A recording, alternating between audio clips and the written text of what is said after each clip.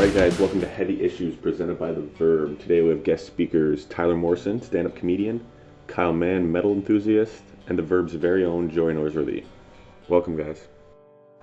Alright, welcome to Heavy Issues. I'm Tyler Morrison and I'm here with my boy toy Joey Norsworthy and, and super heavy metal enthusiast Kyle Mann, who's They're wrecking my dinner.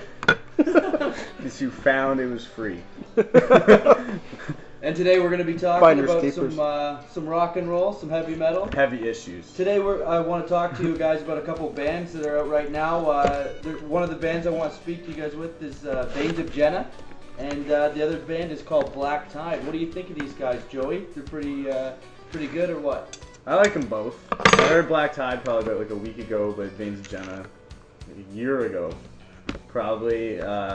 Very similar styles, and what was in that, like, one rock and roll or guitar magazine? Didn't they win like something huge in that? Best up and coming band. Best up and coming band. Yeah, that's what it was. Which, I mean, that's pretty huge to have in a guitar magazine. Veins of Jenna you haven't really seen at all, you know, as far as media stuff goes. Yeah, I can't believe Veins of Jenna haven't gotten any bigger. I know that they signed with Bam Margera's record label. Filthy Note. Filthy Note. They signed with them, and they've got a couple videos out on YouTube, and they kind of remind me of something out of the late '80s hair scene that was, but like one of the good bands, you know, sort of like they have a Guns N' Roses vibe, but a little bit more punk to them.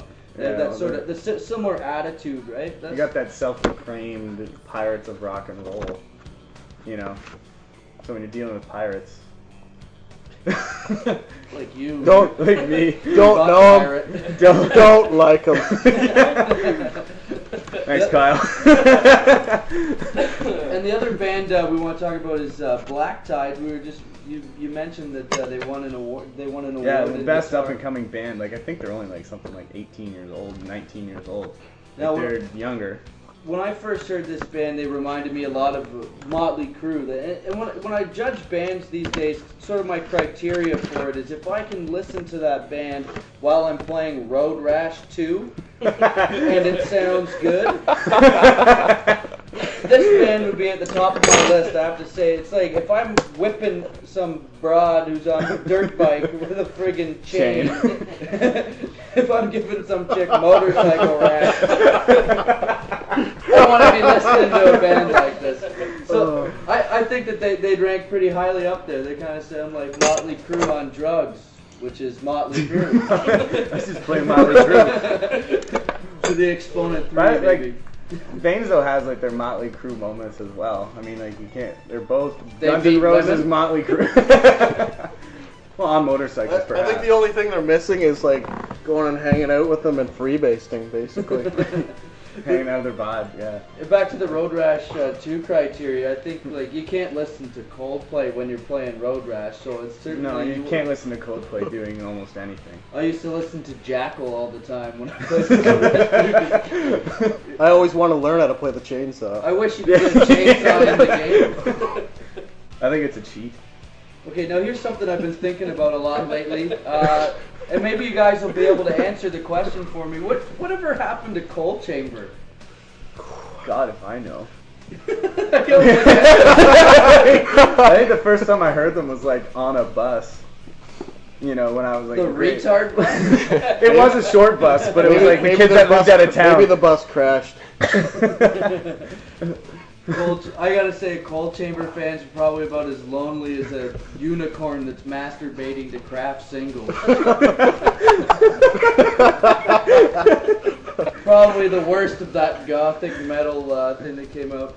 And we were having this discussion the other day, and I want to bring it up again. We were talking about Alice Cooper and Ozzy Osbourne. Which one would you take if you had to pick one? Who would you say?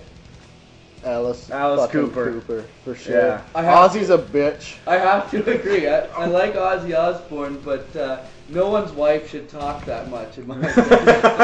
So you bite off a bat's head, but you can't bite off the fucking bat that's running your show's head. So it was a fake bat, though. Even I mean, so that drops points automatically right there. Oh, wasn't it? Yes, it was.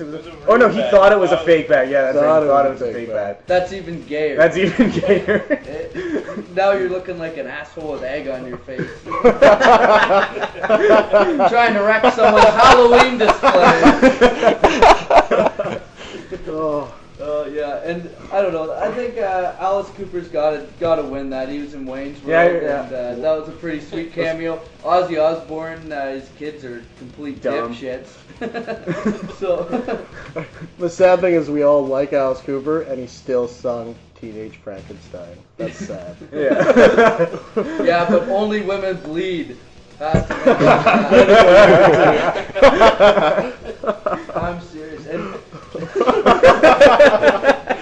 And he was the first one to kill an animal. He whipped out a chicken. The chicken and the fans destroyed it. I think That was Canadian fans. There was a bunch of Canadian fans. Which is great. So I think I don't know, if a band's gonna top that these days, they gotta start using orphans maybe. Homeless. That's the next move. Okay, are you guys familiar with the movie Metal: A Headbanger's Journey? Have you seen this? I have seen that once. film. It came out a couple years ago, but it's definitely probably the most definitive metal movie out there, I'd say. That and maybe Sleepless in Seattle. Or heavy metal itself, like that movie. Yeah, that's pretty deadly too. Or cartoon porn in that movie. Joey also masturbates Big to Ridley Teletubbies. And we were talking about this earlier. Dio, we like Dio, don't we? Yeah, Dio, yeah. Dio's Kyle's. Ronnie James fucking Dio. That's all I gotta say. Holy diver, you've been down too long in the midnight sea.